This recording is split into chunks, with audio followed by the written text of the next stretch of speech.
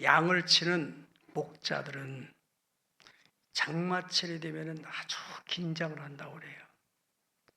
왜냐하면 이 장마철에 이 파리들 있잖아요. 파리들이 양의 이 콧잔등에다가 산란을 하게 돼. 산란. 그러면은 이게 습하니까, 여기 서식 환경이 좋으니까 여기서 산란을 하게 되면은 그 알이 부화돼 가지고 코로 들어가 가지고 뇌로 유충이 들어가서 그 뇌를 파먹으면은 이 양이 어찌할 수 없으니까 막 이 돌에다가 이 바위에다가 나무에다가 막 생각을 한번 해보세요. 그래가지고 죽는다고 그래요. 그러니까 장마철이 오기 전에 이 목자들은 양의 머리에 기름을 부어요. 시편 23편에 바로 그런 얘기야. 내 머리에 기름을 부어 주셨어요. 예. 그래가지고 그 기름이 콧잔대로 흘러. 그러면은 예방이 돼가지고 이 파리가 거기에 앉지를 못한다는 겁니다. 목회에서도 예방 목회라는 신학적인 용어가 있어요. 목회도 그냥 생각 없이 하는 게 아니라 앞으로 올 것을 다 예비하고 하나님께서 선자들을 통해서 미리미리 말씀하신 것처럼 오늘날도 동일한 하나님께서 주의 종을 통해서 감동할 대로 미리 다 예비하고 미리미리 유비무환의 정신을 가지고 목회를 하는 거예요. 그래서 우리는 앞으로 올 여러 가지 큰 시험을 어떻게 극복할 것인가에 대해서 지난 8시간에 걸쳐서 성경에서 최고로 큰 시험을 당했던 욥이 어떻게 그 시험을 극복했는가, 그거에 대해서 우리는 참혹한 시험을 이긴 비결에 대해서 두려움 정체는 기한 일을 셀 수 없이 행하시는 하나님, 또 하나님께서 왜 간섭하시는가? 조상들이 터득한 지혜를 배우라. 주를 향하여 손을 들 때 주시는 은총, 그리고 하나님과 화목하면은 복이 내게 임하리라.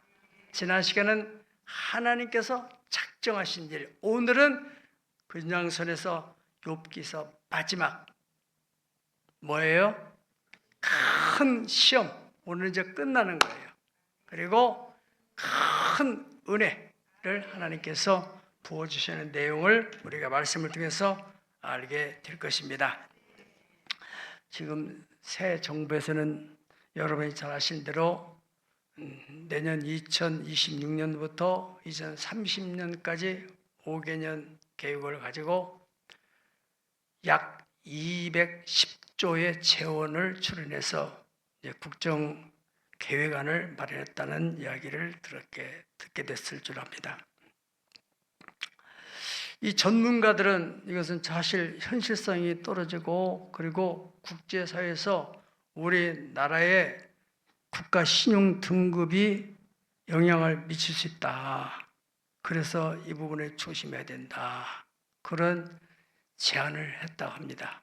그리고 또 아시는 대로 지난주에는 노란 봉투법이라는 게 있어요. 노란 봉투법이라는 것을 아시는 분은 아시겠지만은 모르시는 분을 위해서 잠깐 설명드리면은 이제 이 기업에서 노동자들이 데모 혹은 시위를 하게 될 때 폭력조례에서 기물을 파손하고 그러게 되면은 거기에 대해서 손해배상 청구를 법적으로 하게 됨으로써 손해배상을 물게 되기 때문에 그런 부분을 조심하고 하는데, 이제는 거기에 대해서 책임을 묻지 못하게 하는 법이 바로 노란 봉투법이라는 법에 대해서 기업을 하는 사람들은 어떻게 하든지 그걸 막아보려고 또 뭐 1년 유예에 대한 또 타협안도 내고 하겠지만은, 그러나 그것은 통과됐고 뭐 6개월 유예가 됐다는 말도 들었어요.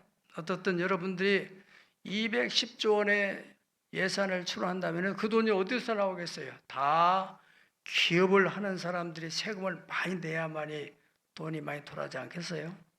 예. 아무튼 지금 세계 경제도 그렇고 우리나라 경제도 그렇고 무엇으로 인해서 미국의 관세 협상의 결과, 예를 들어서 우리나라 이 차가 미국에 들어갈 때 현대에서 이전에는 관세가 없어서 싸게 팔기 때문에 잘 팔리는데, 이제는 관세를 많이 물게 되면은 그 관세를 물 만큼 차값을 높여서 팔기 때문에 아무래도 덜 팔리게 되겠죠. 차가 덜 팔리게 되면 그 연관된 많은 그런 기업체들에게, 하청업체들이 얼마나 또 영향을 미치겠어요. 여러분들이 이런 모든 것이 연쇄적으로 일어나는 것들을 잘 마음에 담고, 그러면은 앞으로 어떻게 이것을 대처해 나갈 것인가 하는 지혜가 필요하다. 할렐루야.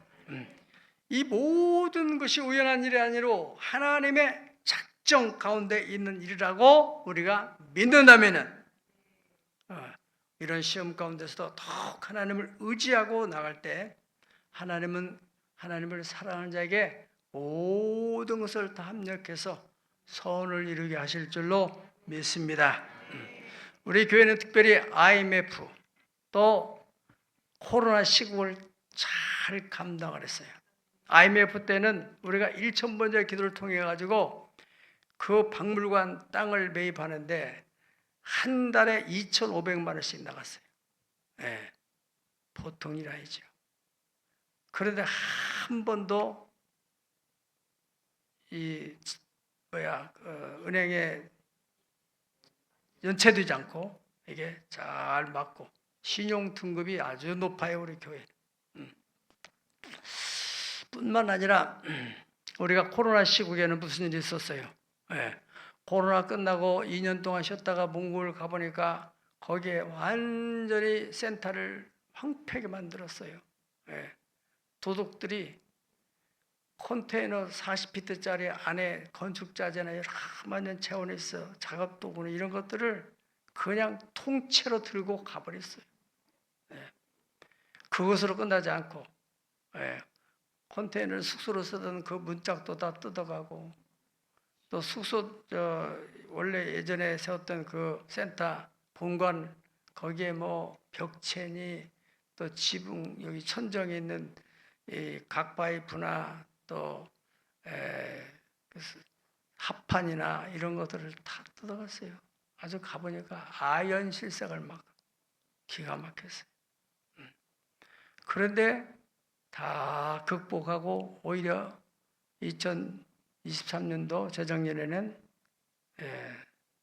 큰렉 교회를 통해 가지고 신관을 연금병 100병으로 아주 잘 졌어요. 그리고 태안의 힐링 캠프도 다 언제? 코로나 시국에.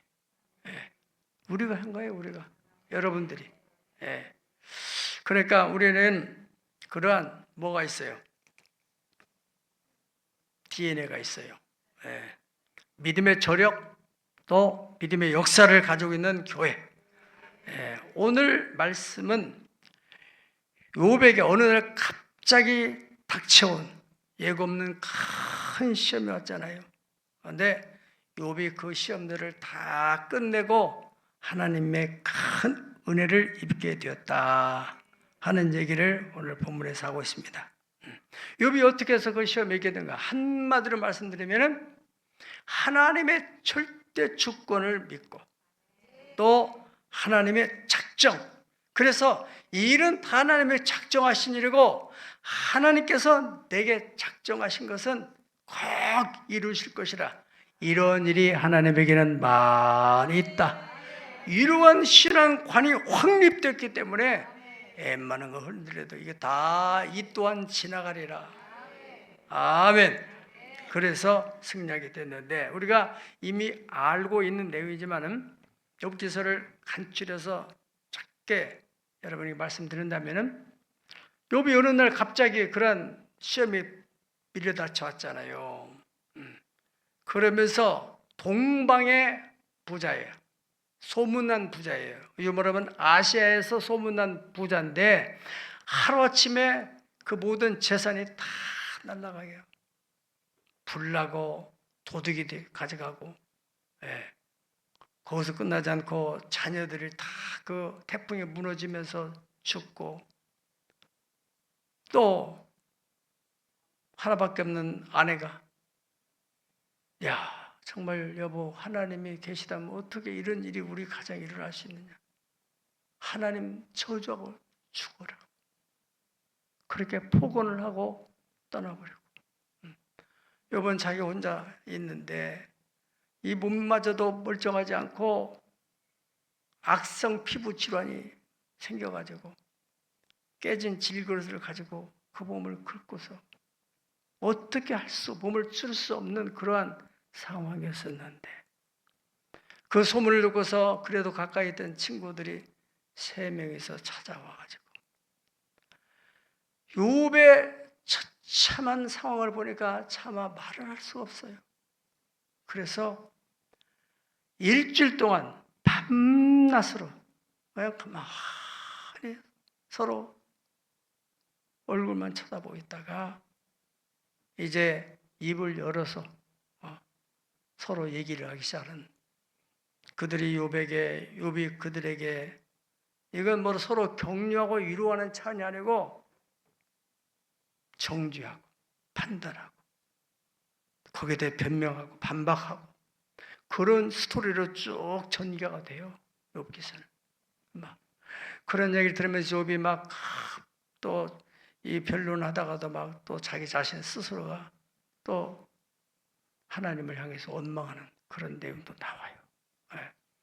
그런데 결론적인 부분에 이제 38장부터 시작해서 38장에 하나님께서 이제 그 욥에게 질문을 하시는 거예요. 자, 무지한 말로 생각을 어둡게 하는 자가 누구냐? 너는 대장부처럼 허리를 묶고 내가 네게 묻는 말을 대답해라. 하나님께서 그렇게 말씀을 하실 때 욥은 한마디도 대답을 해요? 못해요? 못해요. 왜요? 엄청난 얘기니까. 첫 질문이 뭡니까? 내가 땅을 기초 놓을 때, 다시 말하면 이 지구 천지를 만들 때 너는 어디 있었냐? 네가 깨달았거든 말해봐라. 아니 그때 있었어야지. 태어나지도 않았고. 안 태어났다 할지라도 사람들에서 듣기는 들었지만은 그건 부분적이란 말이죠. 요즘 여러분들이 창조와 진화에 대해서 정말로 그 아담으로부터 확실한 그 창조 이야기를 쫙 전해드립니다. 물론 아담도 하나님이 창조하는 것을 보지 못하고 다 만들고 난 뒤에 6째 날 하나님께서 흙으로 만들고 코에다 생기를 불어넣어서 생명이 돼서 눈 떠보니까 이야 패러다이스네, 이런 낙원이 있구나. 그래 창조되는 것을 몰랐죠. 나중에 하나님께서 이 모세에게 영감을 줘가지고 어떻게 이 세상에 만들어진 이야기, 인간이 어떻게 만들어졌는가, 어떻게 인류가 나눠지게 된 이 모든 이야기를 창세기에 기록하도록 영감을 줬어요. 그래서 모세가 쓴 게 창세기, 출애굽기, 레위기, 민수기, 신명기, 그것까지. 그런 모세는 창조에 대한 얘기를 몰라요. 다만 자기 조상인 아브라함도 만난 적도 없고 알 수도 없고 하나님이 가르쳐 주셔서 그래서 창세기를 기록한 것이라. 자, 아무튼지 간에 이러한 이야기를 욥이 대답할 수가 없잖아요. 우리가 지금 창조와 진화에 대한 얘기를 하는데 우리는 성경적인 약속과 또 신앙을 가지고 있는 사람들이 전해주니까 그대로 믿고 있지만은 진화를 믿는 사람들이 많이 있다 이거예요. 안타까운 일이지만 이건 사실이야. 자, 우리가 새마을 운동 얘기만 해봅시다. 새마을 운동 그때 있었던 사람들에서 봐요. 여기 봐, 여기도 얼마 안 되잖아요. 그냥 들은 얘기지, 들은 얘기. 우리는 새마을 운동에 직접 참여해가지고 새벽중 울렸네, 새아침이 밝았네, 애양단을 조직해가지고 깃발을 들고 아침에 학교 어디야 나갈 때, 학교 갈 때 동네별로 이렇게 모여서 쫙 가가지고 학교에 딱 도착하면은 거기에 교무실 본관 앞에 이 각 부락마다 길을 꽂는 기꽂이가 있어요. 거기에 딱 월송부락 꽂아놓으면 월송에 있는 애들은 다 왔구나. 어느 부락 와 있는데 다 왔구나. 이렇게 살았던 시대가 있었어요. 아이들마저도 다 그 정신, 새마을 정신, 자주근면협동, 그 근면 정신을 가지고, 그런데 그 새마을 운동하는 걸 보지도 못했고 못 봤을지라도 그 현장에 있었던 사람, 그 시대를 살았던 사람들에게 들어야 되는데 그걸 못 듣게 되면은 엉뚱한 얘기 들으면 엉뚱한 소리를 하게 된단 말이죠. 그렇지 않습니까? 엉뚱한 사람 얘기하는 사람 있어요, 없어요? 많아요. 박정희 대통령은 아주 독재자다. 그 얘기만 들어가지고 그 얘기만 한단 말이죠. 그러니까 사람의 이 알고 있는 지식이라는 것은 아주 짧은 거예요. 내가 이 땅에 태어난 그때부터 지금까지 그 태어났을 때부터보다도 철이 들어가지고 학교 다니면서 공부하면서 보고 듣고 배우고 거기서부터 죽을 때까지 그것까지밖에 지혜가 없어요. 물론 이제 공부를 한 사람들은 또 사람들을 통해서 선생을 통해서 배우고 자기가 책을 읽고 그러면서 지혜가 좀 많아지죠. 그래도 어디까지나 그 지혜의 한계가 있는 거예요. 그렇잖아요. 그러니까 성경에서 뭐라고 했어요? 지난 시간이요. 너는 조상들이 터득한 지혜를 배워라. 우리 신앙세계도 마찬가지야.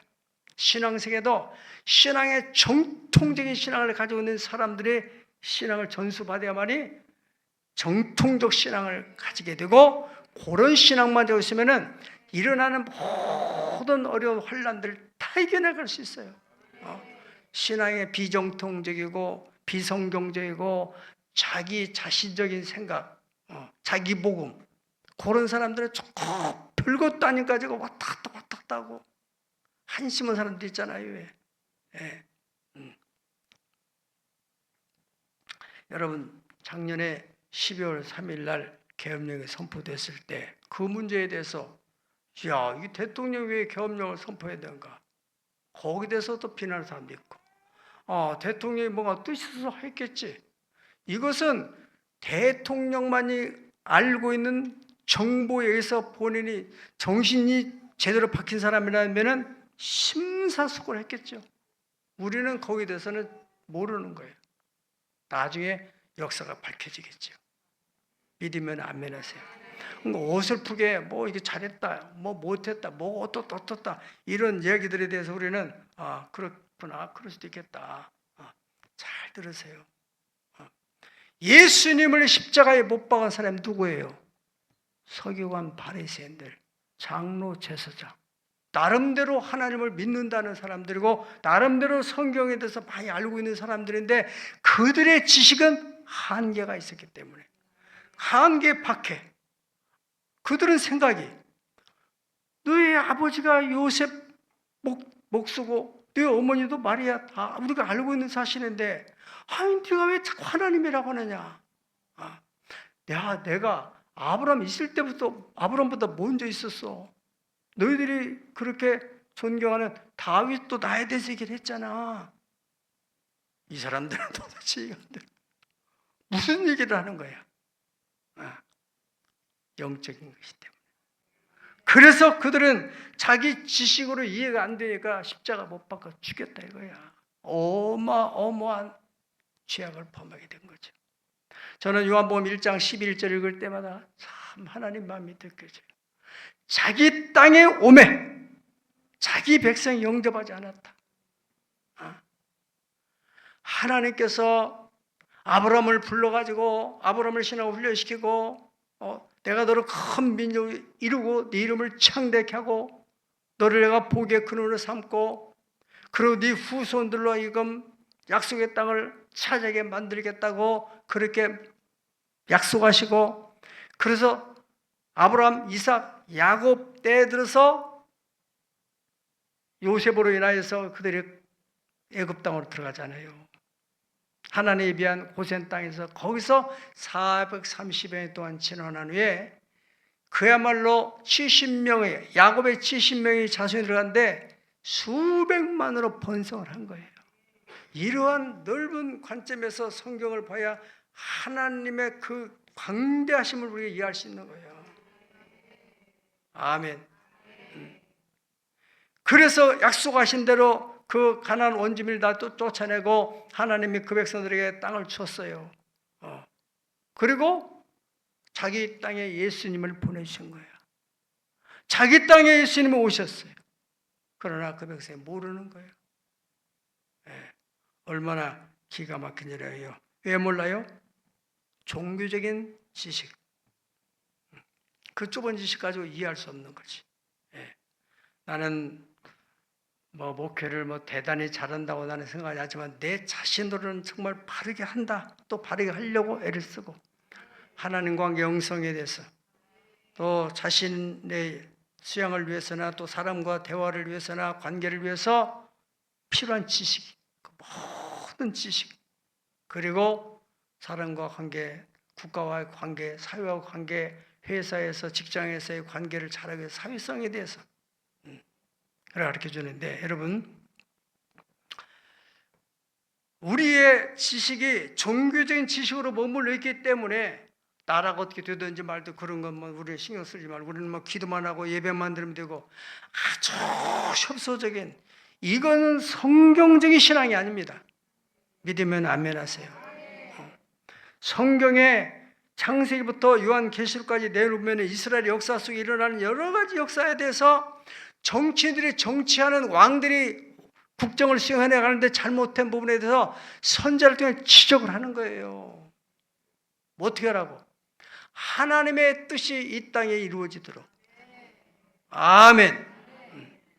그래, 편협한 교육을 받게 되면은 문제가 많은 거예요. 오히려 하게 돼요. 그런 분들은 예수님 오실 때 과연 예수님 맞이할 수 있을까? 걱정되는 거예요. 하나님, 우리가 믿는 하나님, 우리가 헤아릴 수 없는. 그래서 자꾸 성경 속에서 너희도 마음을 자꾸 넓혀라, 마음을 넓혀라, 마음을 넓혀라, 그렇게 말씀하고 있는 거잖아요. 우리가 성경적인 신앙을 한다면 여러분이 지금까지 사는 삶보다도 훨씬 더 넓고 훨씬 더 높고 훨씬 더 의미 있고 훨씬 더 행복하고 성공적인 삶을 살 수 있을 것입니다. 여러분, 여기 오늘 이제 본문에서 이 욥과 그 친구들과의 여러 변론 끝에 하나님 말씀하신 것에 대해서 욥 38장, 39장, 40장, 41장 이 4장에 걸쳐서 하나님께서 계속 욥에게, 요즘 용어로 말한다면 폭풍 질문을 하는 거예요. 욥이 한마디도 대답하지 못해요. 그리고 나서 42장에서 41장까지 하나님의 말씀을 다 듣고 난 후에 2장 1절에 보면 욥이 대답을 하는데 뭐라고 대답합니까? 주께서는 못하실 일이 없사오며 무슨 계획이든지 못 이루실 것이 없는 줄 아오니 무지한 말로 이치를 가는 자가 누구냐? 누구입니까? 바로 나요.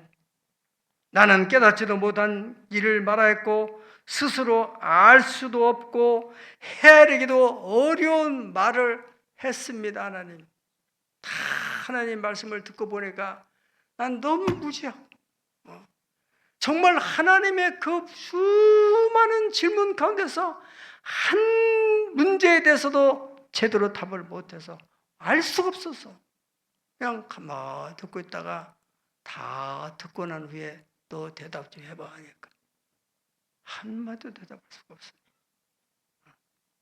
무지한 말로 하나님의 이치를 가렸다. 그래서 나는 깨닫지도 못한 일을 말했고 스스로 알 수 없고 헤아리기도 어려운 일을 그냥 입으로 막 그냥 떠들었단 말이죠. 그래서 여기 6절에 보면은 6절 다 같이 읽어보실까요? 시작.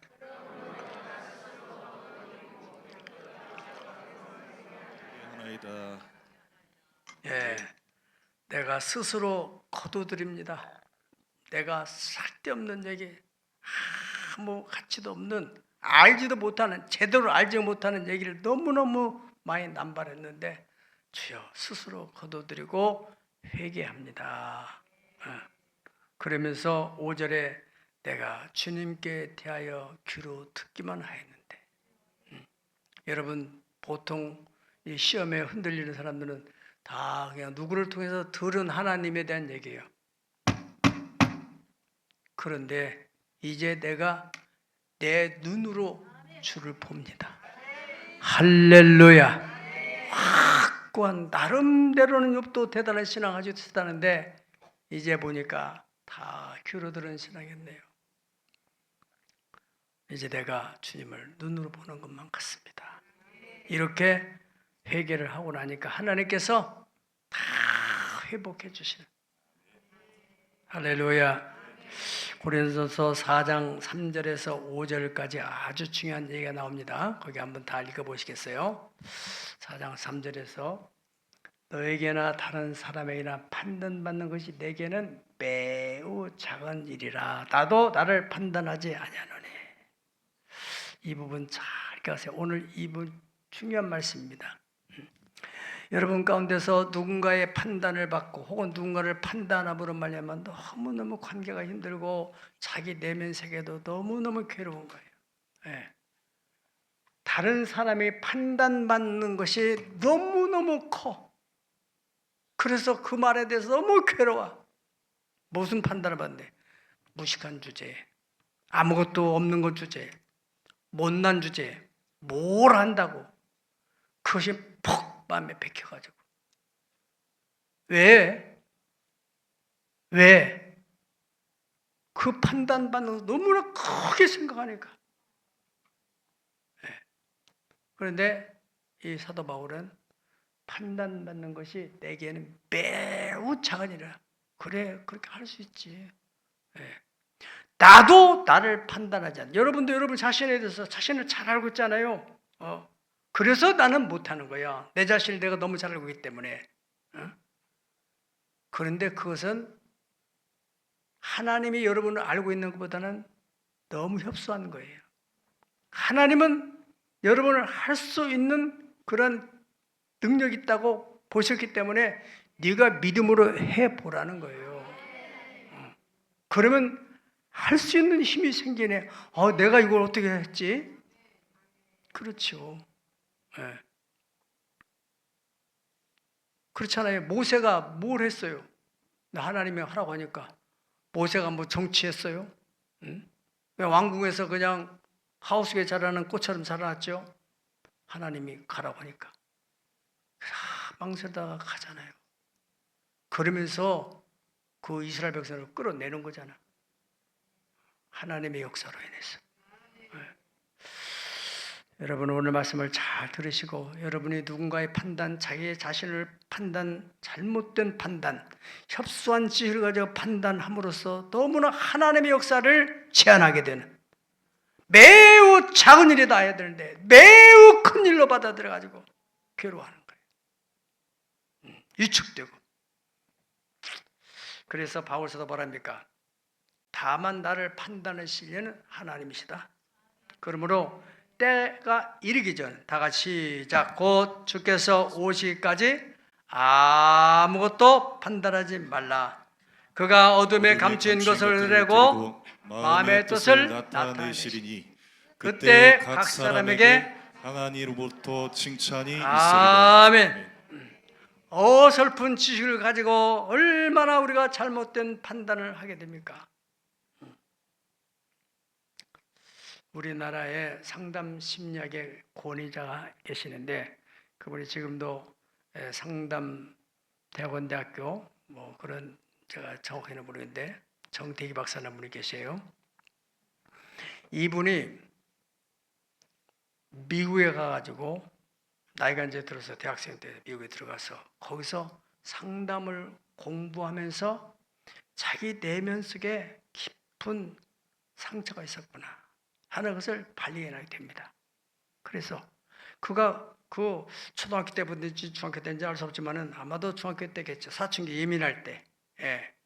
자기 누나 친구들인지 동네암든 나이든 그 당시에는 이제 위에 사람의 여자들이 얘기하는 것을 옆으로 지나가다가 들은 거예요.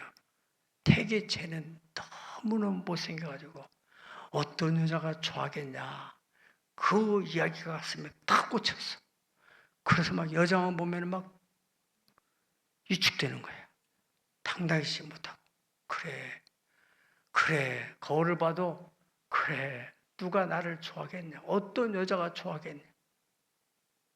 그 판단을 너무나 크게 생각하죠. 그 상담 심리를 공부하면서 이걸 자기 내면 속에 상처가 있는 깨달았어. 그래가지고 이분이 다 깨닫고 나 어느 날 거울을 딱 보는 순간에 아유 옛날에 자기가 아닌 거야. 다 한다. 그러면서 그분 얘기야. 리얼하게 표현하는 거예요. 그분이 한 것들 나는 그대로 전달해 드린 거야. 어떤 년이 나한테 이렇게 못난 녀석이라고 했냐. 막 거울을 대고 그랬다고 그래. 내가 그 사람의 판단을 너무나 크게 생각해서 그 아픔 속에서 얼마나 많은 시간 속에서 괴로워하고 힘들었으면 그런 얘기를 하겠어요. 그런 아픔이 그분 하나일까요? 여러분은 없을까요? 누군가로부터 네가 뭘 하는 게 있어? 뭘 아는 게 있다고? 여러분들이 사람의 판단보다는 성경에 하나님께서는 뭐라고 합니까? 너는 내 것이다. 내가 지명하여 불렀나니 너는 것이다. 내가 너를 보배롭고 존귀하게 여기노라. 나는 너의 하나님이다. 할렐루야. 하나님의 음성, 하나님의 말씀을 마음에 담아야지. 나의 일부분밖에 모르는 그 사람의 판단을 내가 받으면 어떻게 되냐. 감리교의 유명한 감리교를 창시한 그런 존 웨슬리라고 하는 목사님께서 그 비난하는 많은 사람들이 이분에게 정말 잘못된 오해된 얘기를 막 하는 거예요. 그때 그분이 유명한 말을 하게 됩니다. 모든 사람은 오해할 권리가 있다. 그러나 나는 해명할 의무는 없다. 해명할 시간이 있다면 내가 그 시간에 한 영혼이라도 구원하는 일을 하겠다. 위대한 분이죠.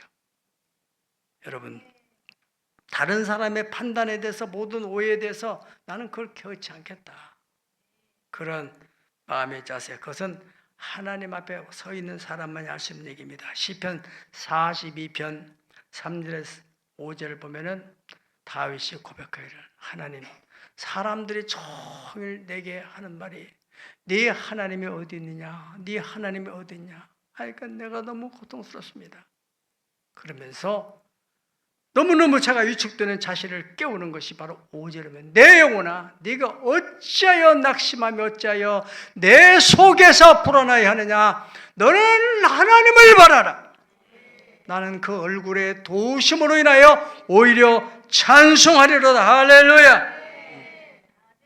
여러분, 사도 바울 선생이 그런 위대한 역사를 만들어낼 수 있던 것은 사람의 판단에 대해서 아주 착히 여기고 자기 자신에 대해서도 판단했다는 거예요. 욥은 어설픈 지식 가지고 잘못된 판단에 대해서 하나님 앞에 철저하게 회개를 하잖아요. 하나님께서는 욥을 통해서 영광 받으시기 위해서 욥을 지었고 욥에게 복을 줬고 또 사탄이 어떤 조건적인 신앙을 가지고 있는 욥이라고 그렇게 말할 때 우리 하나님께서는 욥은 그러한 조건에 의해서 나를 믿는 게 아니야. 사탄은 하나님이 욥에게 그렇게 많은 복을 주고 산울로 둘러서 그를 보호하기 때문에 그가 하나님 섬기는 거 아니겠어요? 사탄이 다 거둬갔잖아요. 그리고 마지막에는 또 찾아가지고는 욥이 그래도 건강하게 그렇죠? 그래 건강도 했지만 생명은 건들지 말고 그 몸도 쳐봐라. 욥은 제 가운데서 주신 자도 하나님이시고 거독을 하나님이시고 나의 가는 길은 오직 그분이 아시나니 그가 나를 단련하신 후에는 내가 정금같이 나오리라. 할렐루야. 욥이 여러분들이 주변 사람들 가운데서 극단적인 선택을 하는 사람들을 보면 대체로가 다른 사람의 말을 더 크게 생각하기 때문에 그래요. 욥의 세 친구들이 자기들 나름대로 다 그 사람들도 욥의 같은 레벨에 있는 친구들이기 때문에 다 세상적으로 성공한 사람들이죠. 그러나 그들도 부분적으로 알고 그 부분적인 지식을 가지고 욥을 판단하는 거예요. 정죄하는 거 아니에요. 아니 뭔가 내가 잘못한 일이 있으니까 이런 일이 벌어지지 아무 원인도 이유도 없이 이런 일이 생길 수가 있느냐. 맞지요? 지금 왜? 무엇 때문에 욥에게 이런 환란을 했습니까? 이성적 한계 너머의 영적인 영역에서 하나님과 사탄 관계 속에서 지금 이야기가 하나님이 허락하여서 사탄이 허락받아서 지금 욥을 시험하고 있는 그 영적 세계의 스토리는 모르는 거예요. 그렇기 때문에 이 사람들이 자기들이 가지고 있는 지식을 가지고 판단한단 말이죠. 욥도 그 판단에 휘말려서 자기도 거기 변명하고 막 그러다가 결국에는 하나님까지 끌어들이고 이런 일이 벌어지잖아요. 욥은 놀라운 사실을 깨달아요. 내가 주님께 대해서 귀로 듣기만 했었는데 제 3자를 통해 듣기만 했는데 내가 이제는 눈으로 주를 배움나이다. 거기서 모든 시험이 딱 끝나는 거예요. 회개, 하나님 앞에 철저한 회개를 통해서 그 회개를 하고 난 후에 하나님께서 욥에게 4가지 회복을 주십니다. 4가지. 첫째는 친구들과의 관계를 회복시킵니다. 하나님이 욥의 친구들이 가서 너희들이 욥을 잘못 본 거야. 너희들이 욥에게 그렇게 판단하고 정죄한 건 너희들이 잘못된 거야. 가서 욥을 위해서 수소 7과 수양 7을 가지고 번제를 드려라. 그래서 욥이 그 제사 화목제지 말하자면 받고 3명의 친구 엘리바스, 빌다, 소바를 위해서 기도했더니 하나님께서 축복하시고 모든 우정 관계를 다 회복시켜줬다. 할렐루야. 두 번째로 회복은 뭡니까? 욥의 재정을 다 회복시켰네요. 오늘 본문의 10절, 12절 뒤에 볼까요? 욥이 그 친구들 시작. 42장 10절 시작. 욥이 그의 친구들을 위하여 기도할 때 여호와께서 욥의 공경을 돌이키시고 여호와께서 욥에게 이전 모든 소유보다 갑절이나 주신지라. 12절 여호와께서 욥의 말년에 욥에게 처음보다 더 복을 주시니 그가 양 14,000과 낙타 6,000과 소 1,000결이와 암나기 1,000을 두었고. 아멘.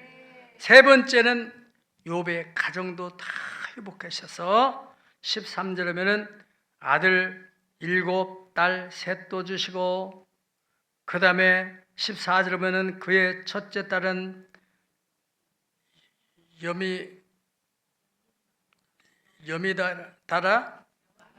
염이 말하라 이름하였고 둘째 딸은 구시자라 이름하였고 셋째 딸은 겟된 합북이라 이름하였으니 모든 땅에서 욥의 딸들처럼 아리따운 여자가 없었더라.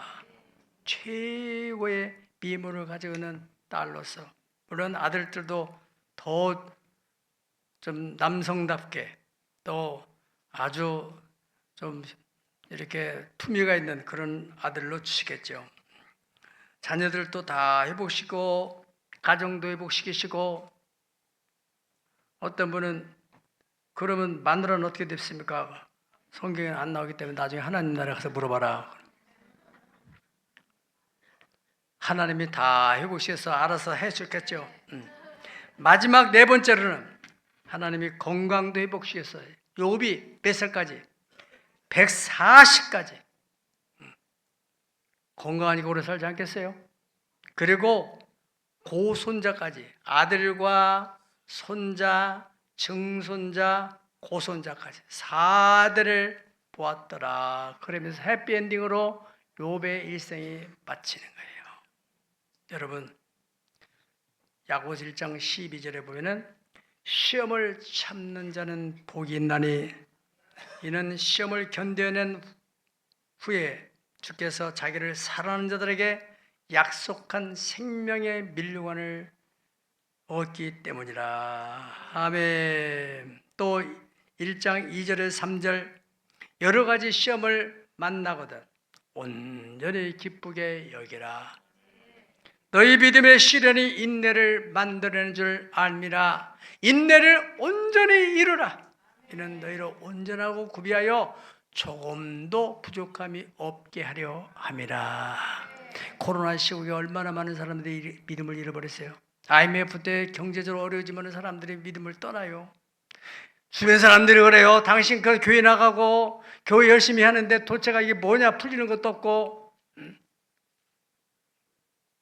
그래서 그 사람들의 판단에 의해서 자기 인생길을 결정해버리는 거예요. 시험은 오는 거예요. 시험을 참는 자는 복이 있다고 하셨습니다. 여러 가지 면에 있어서 시험이 올 때 하나님은 이런 시험, 저런 시험을 통해서 온전하고 견고하고, 그래서 조금도 부족함이 없는 신앙 인격을 만들기 위해서 하신다는 걸 알고, 여러분은 현재 혹은 시험 속에 있는 분들이 있을 수 있고 앞으로 시험 가운데 있을 때, 큰 시험이라고 할 때 그 시험을 이기고 나면은 반드시 하나님께서 큰 은혜와 복을 줄 줄로 믿습니다. 이 간증, 이 체험이 바로 여러분들의 것이 되기를 예수의 이름으로 축복합니다.